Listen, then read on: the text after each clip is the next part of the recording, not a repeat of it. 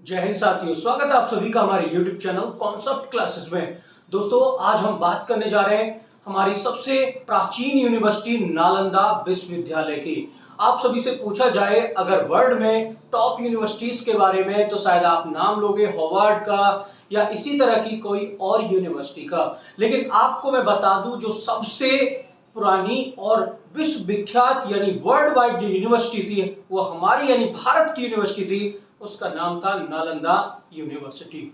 लेकिन बात यह आती है, क्यों जला दी गई नालंदा यूनिवर्सिटी, जो ऐसी यूनिवर्सिटी पूरी दुनिया में जिसका नाम था और पहली ऐसी यूनिवर्सिटी थी जिसमें बाहर से लोग भी पढ़ने आते थे, फिर उसे क्यों जला दिया गया।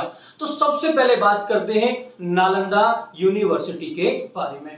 नालंदा यूनिवर्सिटी के बारे में बात करते हैं दोस्तों, आज तो केवल इसके खंडर ही हमारे पास हैं, लेकिन कभी ये यूनिवर्सिटी एक बहुत अच्छी यूनिवर्सिटी हुआ करती थी। इस यूनिवर्सिटी की बात करें तो ये 5वीं शताब्दी में स्कंदगुप्त के द्वारा बनाई गई यूनिवर्सिटी थी। यह बिहार में पड़ती है। बिहार में पटना से राजगीर की तरफ जाते हैं तो पटना से लगभग 95 किलोमीटर की दूरी पर और राजगीर से लगभग 12 किलोमीटर की दूरी पर यह यूनिवर्सिटी पड़ती है। बिहार के दो और शहरों की बात करें तो बोध गया से ये 90 किलोमीटर के आसपास पड़ती है और पावापुरी से 26 किलोमीटर की दूरी पर यूनिवर्सिटी पड़ती है। फिलहाल इसके खंडर ही हैं।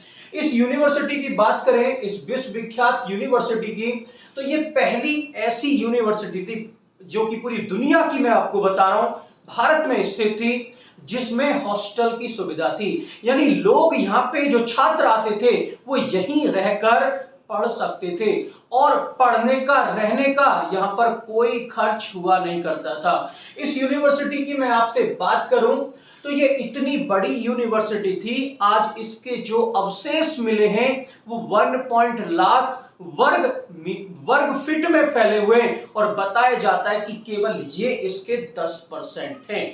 इस यूनिवर्सिटी की बात करें, इसके अंदर अलग अलग सब्जेक्ट्स पढ़ाए जाते थे, यानी जो ट्रेड आज की डेट में हम लोग कहते हैं, अलग अलग ट्रेड इसके अंदर हुआ करती थी। इस यूनिवर्सिटी की बात करें और इसके अंदर ट्रेडों की अगर हम लोग बात करें तो इसके अंदर मैथ्स, लिटरेचर, भाषा विज्ञान, एस्ट्रोनॉमी, एस्ट्रोलॉजी यानी आर्किटेक्चर, जो आज के मॉडर्न टाइम के ट्रेड बने हुए हैं वो हमारे यहाँ पर 5वीं शताब्दी में बनी यूनिवर्सिटी में सिखाए जाते थे। और यहाँ पर मेडिसिन, आयुर्वेद डिपार्टमेंट भी हुआ करता, यानी मेडिसिन का आयुर्वेद डिपार्टमेंट भी यहाँ पर हुआ करता था, जहाँ पे उपचार करना सिखाया जाता था। यानी भारत में जो आप वैद्य सुनते हैं आयुर्वेद वाले, उनकी पद्धति, उनकी पढ़ाई भी बहुत ही उच्च स्तर पर थी नालंदा विश्वविद्यालय में। नालंदा विश्वविद्यालय की बात करें तो इस पर 3 बार हमले हुए। पहली बार हमला जब ये बनी थी 5वीं शताब्दी में, तभी इस पर हमला हुआ था। तब इस पर जो हमला किया था, उन्होंने हमला किया था, लेकिन स्कंदगुप्त के जो आगे वंशज थे इस यूनिवर्सिटी का उद्धार करा दिया, इसे दोबारा से सही करा के यानी सुधार करा के इसे चालू करा दिया।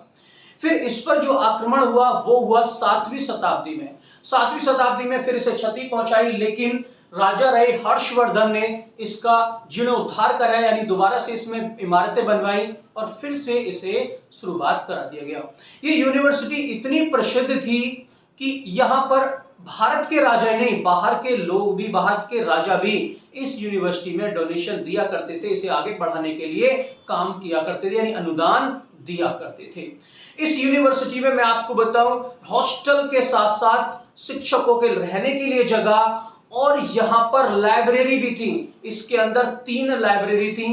पहली लाइब्रेरी का नाम था रत्न सागर, दूसरी लाइब्रेरी का नाम था रत्न रंजक और तीसरी जो लाइब्रेरी थी उसका नाम था रत्नदादी। यानी 3 लाइब्रेरी थी और बताया जाता है कि यहाँ एक लाइब्रेरी ऐसी भी थी जो 9 फ्लोर की थी, यानी 9 मंजिला लाइब्रेरी थी, जिसके अंदर हजारों की संख्या में 90 लाख, हजारों की संख्या में किताबें व 90 लाख पांडुलिपियां रखी हुई थी। अब आप खुद सोच सकते हैं कि लाखों करोड़ों की संख्या में यहां पर किताब, उनकी प्रतियां हैं, तो कितना ज्ञान इस यूनिवर्सिटी में छुपा हुआ था। और उस समय ज्ञान को रखने का माध्यम केवल एक ही था कि आप उसे किताबों में लिखकर और उसकी प्रति बनाकर सुरक्षित कर सकते हैं।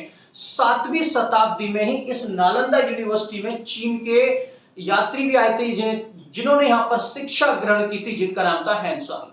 और वो यहाँ पर छात्र भी रहे और यहाँ पर अध्यापक भी रहे। उन्होंने शिक्षा ली और शिक्षा दी भी, और शिक्षा देने के बाद जब उन्होंने अपनी किताब लिखी, यानी जब वो चीन वापस गए, तो चीन वापस जाकर उन्होंने इस नालंदा यूनिवर्सिटी के बारे में बहुत सारी बातें बताई थी।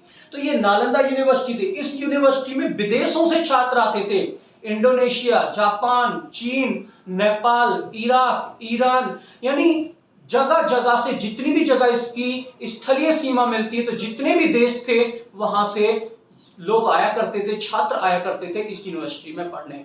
इस यूनिवर्सिटी में उस समय की बात करें तो लगभग 10,000 छात्र थे, और 10,000 छात्रों को पढ़ाने के लिए 2,000 शिक्षक हुआ करते थे। यहां पर इस तरह का सिस्टम था जैसे आज की यूनिवर्सिटी में वाइस चांसलर होता है, यानी प्रिंसिपल होता है स्कूलों में, उसी तरह से यहाँ पे भी एक प्रधान होते थे, या कह सकते हैं वाइस चांसलर, कुलपति होते थे, जो कि सारी चीजों को संभालते थे। ये यूनिवर्सिटी बहुत अच्छा काम कर रही थी, ज्ञान का प्रसार कर रही थी, लेकिन इस पर तीसरा हमला हुआ, और तीसरे हमले ने इस यूनिवर्सिटी को पूरी तरह से नष्ट नाबूद कर दिया, यानी बिल्कुल खत्म कर दिया। उसके बाद ये यूनिवर्सिटी पूरी तरह से बंद हो गई, नष्ट हो गई, ना तो फिर आगे चली, ना इसमें पढ़ाई की गई और ना ही कराई गई। तो क्या हुआ था ऐसा हमला, क्या है इसके पीछे की कहानी कि नालंदा यूनिवर्सिटी जो कि इतनी विश्व विख्यात थी वो बर्बाद हो गई? तो आइए बताते हैं आपको इसके पीछे की कहानी क्या है। एक मुगल राजा हुए थे, एक मुगल शासक हुए थे जिनका नाम था मोहम्मद बिन बख्तियार खिलजी। मोहम्मद बिन बख्तियार खिलजी की एक दिन अचानक से तबीयत खराब हुई, और तबीयत खराब यानी वो बीमार पड़ गए, और बीमार इतने ज्यादा हुए कि उनके क्षेत्र में जितने भी हकीम ने, जितने भी जानकार थे स्वास्थ्य से लेकर, उनका कोई भी इलाज नहीं कर पाया।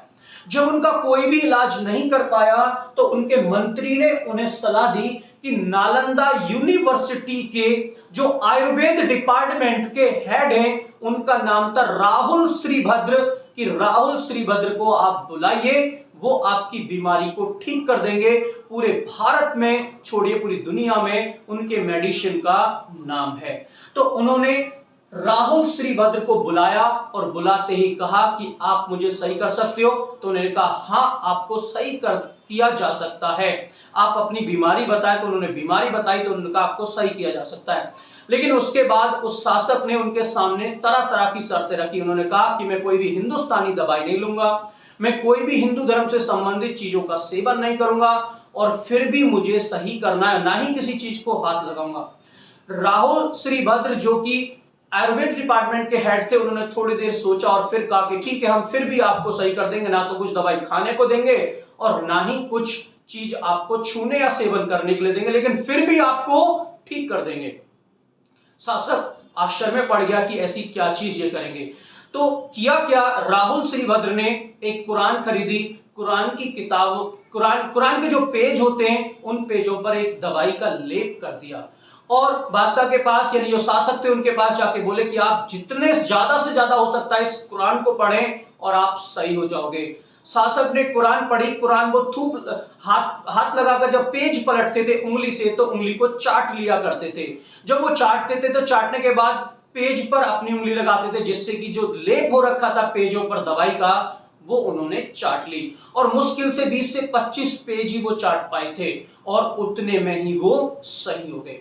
जब उन्होंने देखा कि मैं बिल्कुल सही हो गया, यानी हिंदू धर्म के अंदर, यानी इस पद्धति में, आयुर्वेद पद्धति में इतने चमत्कारी और ऐसी ऐसी दवाइयां हैं जो कि मेरे यहां पर मुझे कोई सही नहीं कर पाया, लेकिन इन्होंने मुझे सही कर दिया। इससे उन्हें बहुत ज्यादा जलन हुई, और अपने प्रसार के लिए, अपने विस्तार के लिए उन्होंने सोचा कि नालंदा यूनिवर्सिटी को क्यों ना जला दिया जाए। और इसी के चलते हुए नालंदा यूनिवर्सिटी पर बख्तियार खिलजी की बुरी नजर पड़ी। धन्यवाद देने की बजाय, शुक्रिया करने की बजाय, अनुदान देने की बजाय उन्होंने इस यूनिवर्सिटी में आग लगवा दी। और जब इस यूनिवर्सिटी में आग लगी, इसकी लाइब्रेरी में आग लगी, इतिहास बताता है कि ये आग 3 महीने तक तो इतनी तेज थी कि लोग इस स्थान से 100-200 मीटर दूर रहा करते थे, कोई भी इस आग पर काबू पाने के योग्य नहीं था, क्योंकि आग 3 महीने तक बहुत तेज जलती रही थी और 5 से 6 महीने तक यहां पर आग दहकती रही थी। लेकिन फिर शासक को पता लगा कि यूनिवर्सिटी तो बर्बाद कर दी, लेकिन उसके शिक्षक और छात्र अभी भी हैं, वो तो फिर भी ज्ञान का भंडार खोल सकते हैं और सबको ज्ञान का प्रसार कर सकते हैं। इन्होंने वहीं नहीं रुके, उन सारे शिक्षकों को, जो कि बौद्ध भिक्षु भी उसमें शामिल थे, हिंदू धर्म के भी बहुत सारे लोग उसमें शामिल थे जो कि शिक्षक थे, उन्हें मारना स्टार्ट कर दिया और हजारों ऐसे शिक्षक और छात्रों की इन्होंने हत्या करवा दी, जिसके बाद नालंदा यूनिवर्सिटी नस्त-ए-नाबूद हो गई, पूरी तरह से ये खत्म हो गई। उसके बाद ना उसमें कुछ पढ़ा गया और ना ही पढ़ाया गया। तो ये थी हमारी एक इतिहास के पन्नों से निकाली गई जानकारी आप सभी के लिए नालंदा यूनिवर्सिटी की। आप सभी को कैसी लगी, क्या है आप सभी की राय, आप हमें कमेंट करके शेयर कीजिए। मोर वीडियोस के लिए हमारे चैनल को लाइक शेयर सब्सक्राइब कीजिए। आज के लिए इतना ही। Thank you so much. जय हिंद।